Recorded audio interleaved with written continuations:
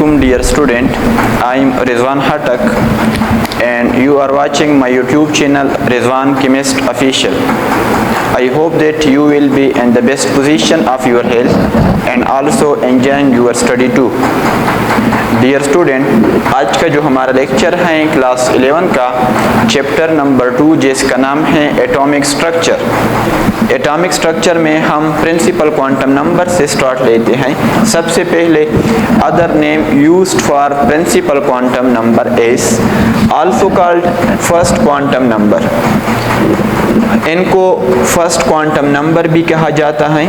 Also called primary quantum number, इनको primary quantum number भी कहा जाता है। Also called Bohr quantum number, इनको बोहर क्वांटम नंबर भी कहा जाता है because it was first discovered by Bohr, Niels Bohr.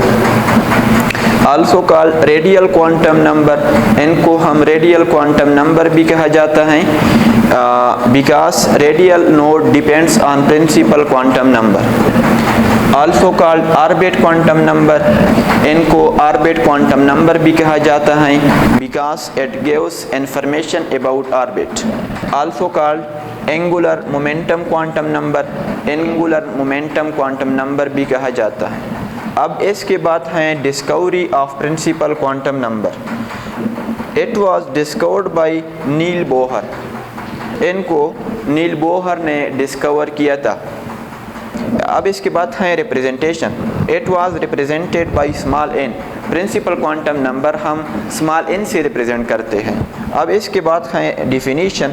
Principal quantum number gives information about the shell और ऑर्बिट और मेन एनर्जी लेवल और standing waves. Principal quantum number हमें क्या बताता है? प्रिंसिपल क्वांटम नंबर हमें बताता है शेल या ऑर्बिट या मेन एनर्जी लेवल या स्टैंडिंग वेव्स। बोहर इनको सर्कुलर पाथ कहते हैं। किस चीज़ को? शेल या ऑर्बिट को। बहरहाल हम इनको शेल कहूँगा या ऑर्बिट कहूँगा या मेन एनर्जी लेवल कहूँगा या स्टैंडिंग वेव्स कहूँगा। एक बात जहन में याद रखना है कि शेल और ऑर्बिट में बहुत डिफरेंस है, लेकिन आसानी की खातिर मैं इन दोनों को सेम ही कंसीडर करूँगा। ये शेल, ऑर्बिट और एनर्जी लेवल या स्टैंडिंग वेव्स, इन तमाम के बारे में हमें प्रिंसिपल क्वांटम नंबर गाइड करता है और इलेक्ट्रॉन के एग्जैक्ट पोजीशन को डिस्क्राइब करता है। अगर आपको कोई इस तरह MCQs they they, the number of standing waves in magnesium atom, option A हैं 2, ऑप्शन बी हैं 3, ऑप्शन सी हैं 4, ऑप्शन डी हैं 12, तो इसमें करेक्ट ऑप्शन है B option. Because in magnesium there are total 3 shell.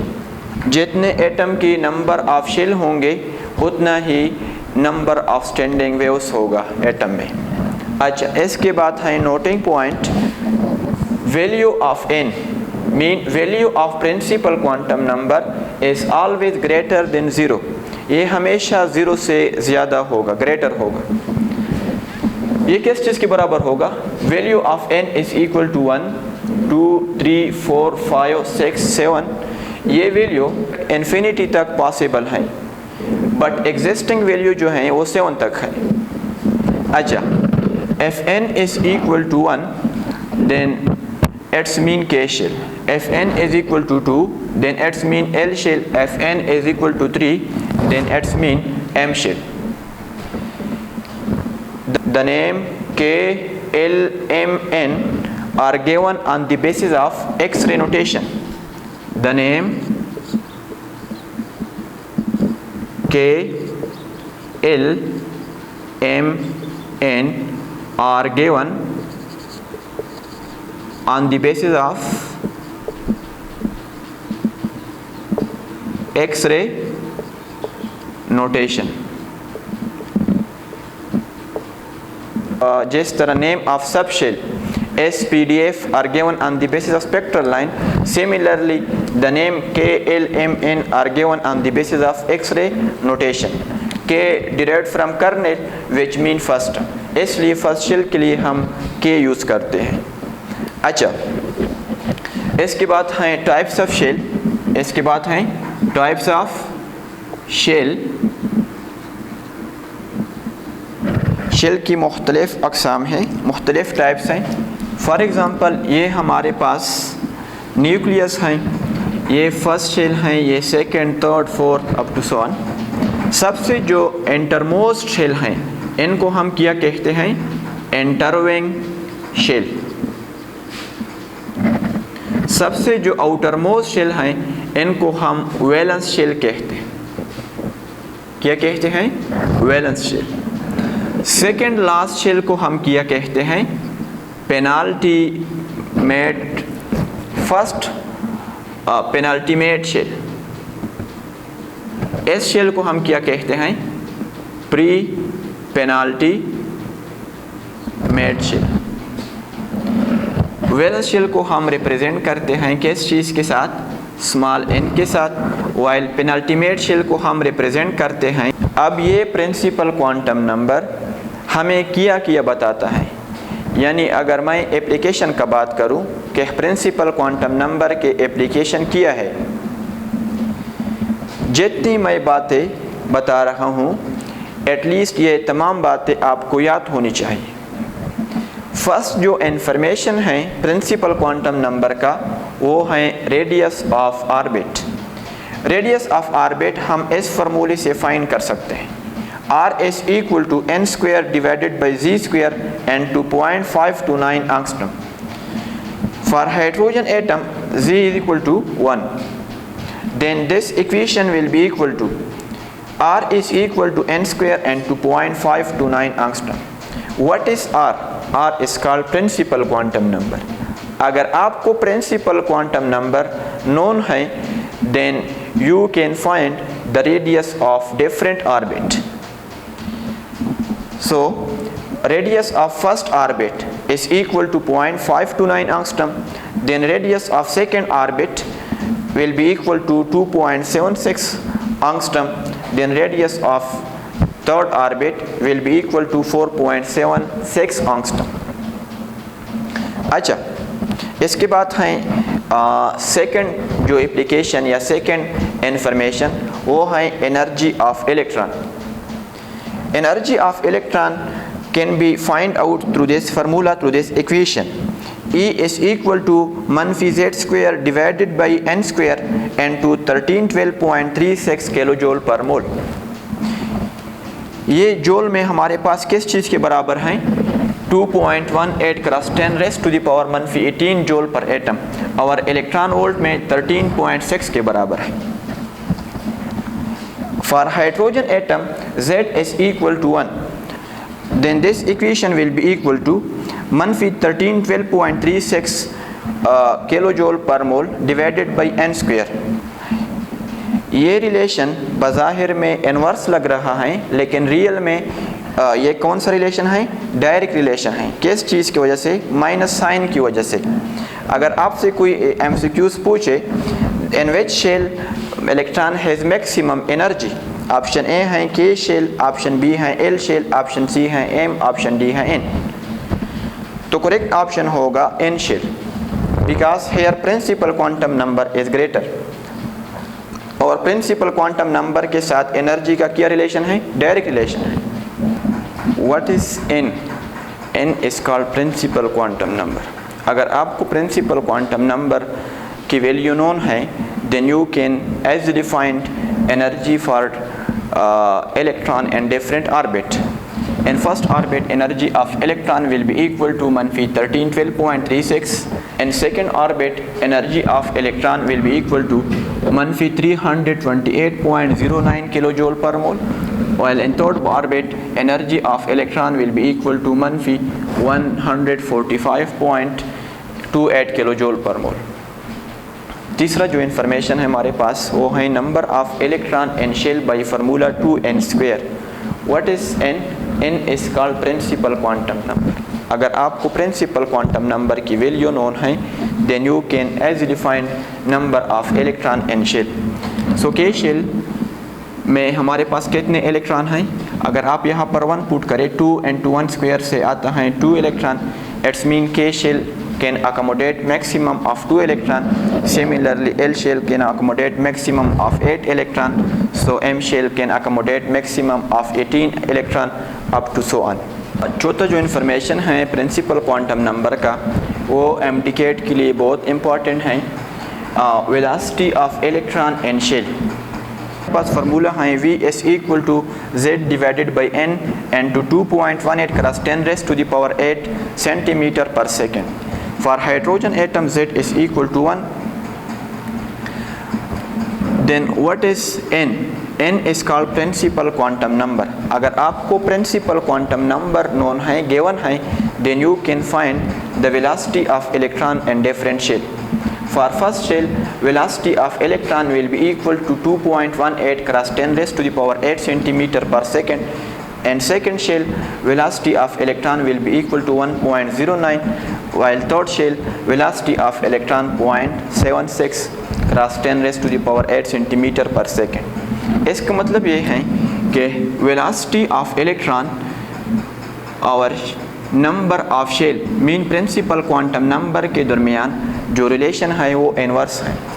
जितना n की value बढ़ती है उतना ही वेलोसिटी ऑफ इलेक्ट्रॉन क्या होगा, कम होगा। अच्छा, इसके बाद है size of shell.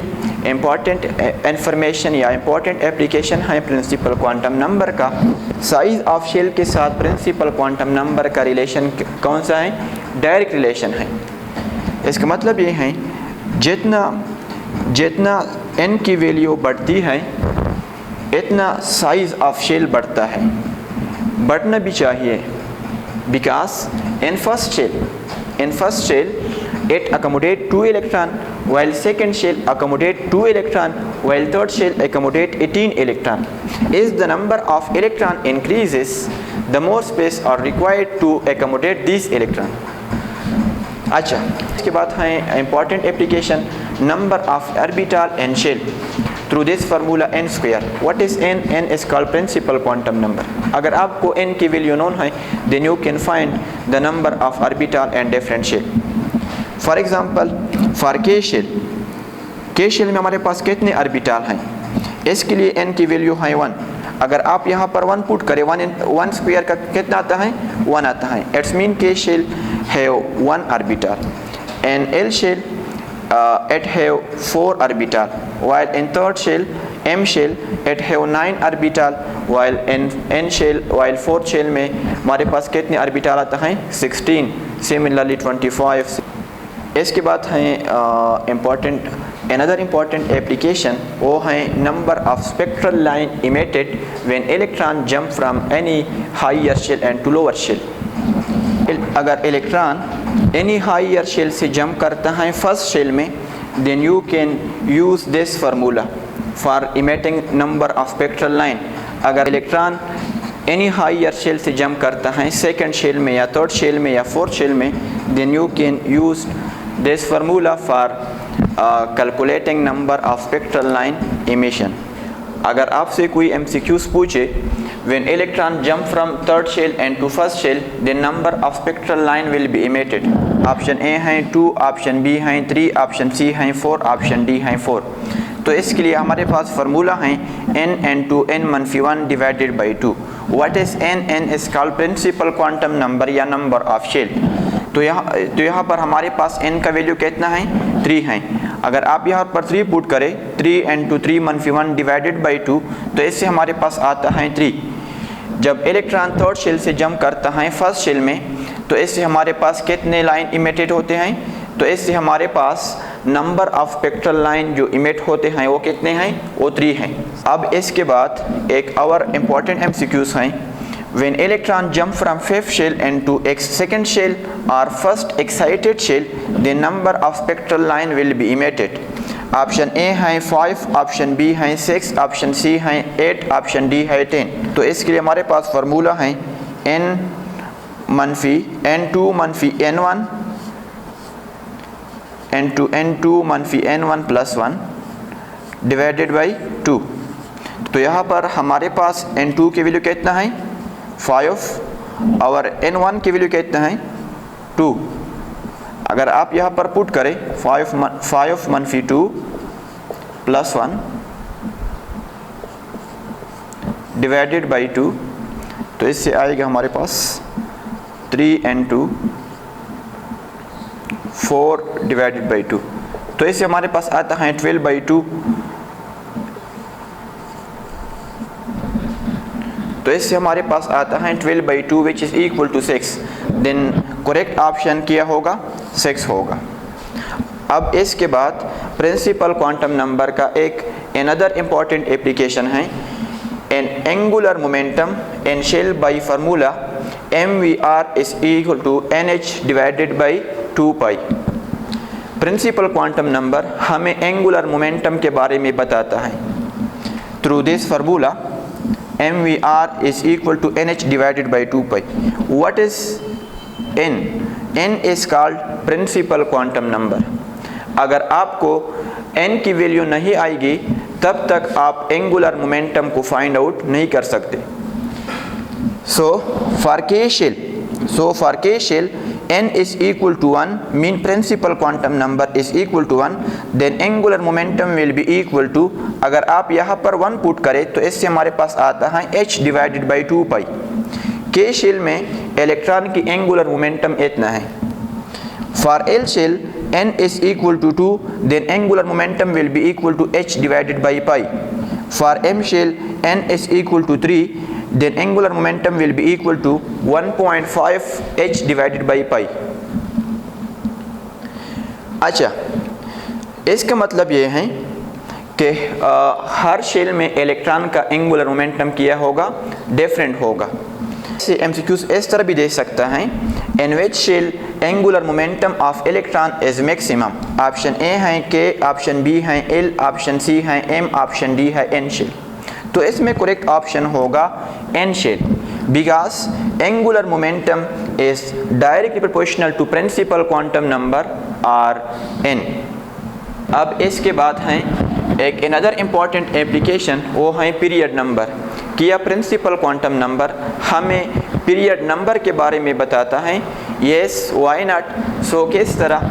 Number of shell is equal to period number. Elements में जितने नंबर ऑफ शेल होंगे उतना ही उसका पीरियड नंबर होगा। फॉर एग्जांपल हमारे पास है सोडियम, इसकी एटॉमिक नंबर है 11।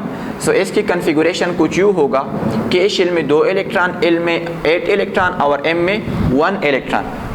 सो how many shell are present in sodium? There are 3 shell are present in sodium. So therefore sodium belongs to period number 3। अब इसके बाद है एक अनदर इम्पॉर्टेंट एप्लीकेशन, वो है group number. Principal quantum number हमें group number के बारे में इंफॉर्मेशन देता है।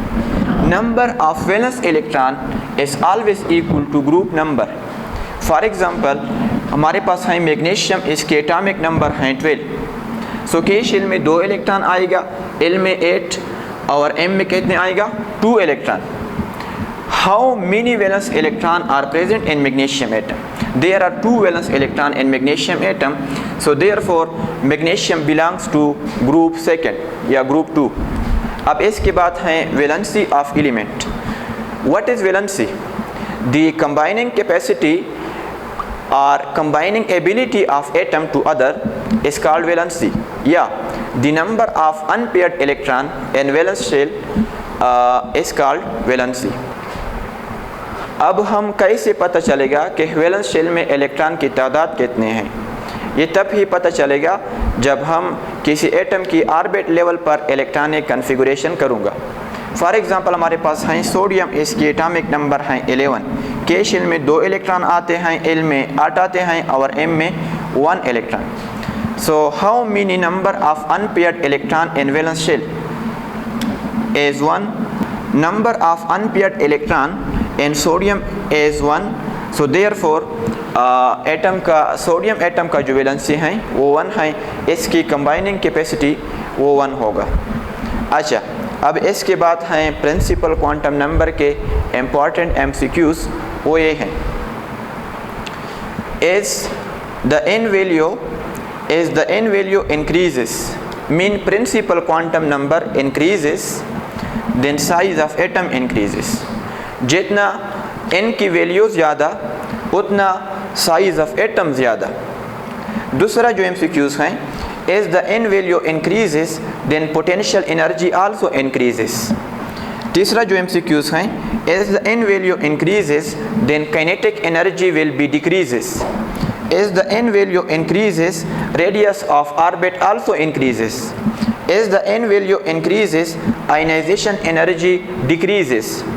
As the n value increases, electron affinity also decreases. As the n value increases, shielding effect increases. What is mean by shielding effect? Decrease in nuclear force. As the n value increases, nuclear force decreases. As the n value increases, hydration energy also decreases. अब इसके बाद हैं important MCQs, वो ये हैं 2n square formula was failed beyond atomic number 54. अब इसके बाद है another important MCQs. In order to remove the drawbacks, in order to remove the drawbacks from 2n square formula, Aufbau principle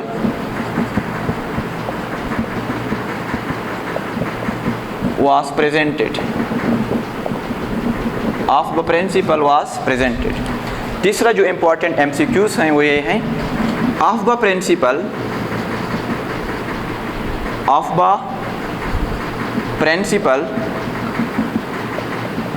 was failed at chromium and copper. इसके बाद एक another important MCQs हैं वो ये हैं in order to remove the deficiency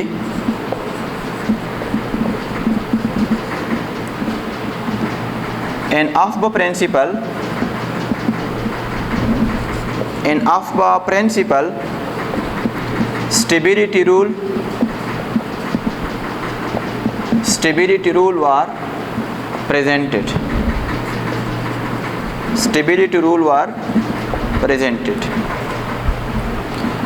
last जो important MCQs हैं वो ये हैं stability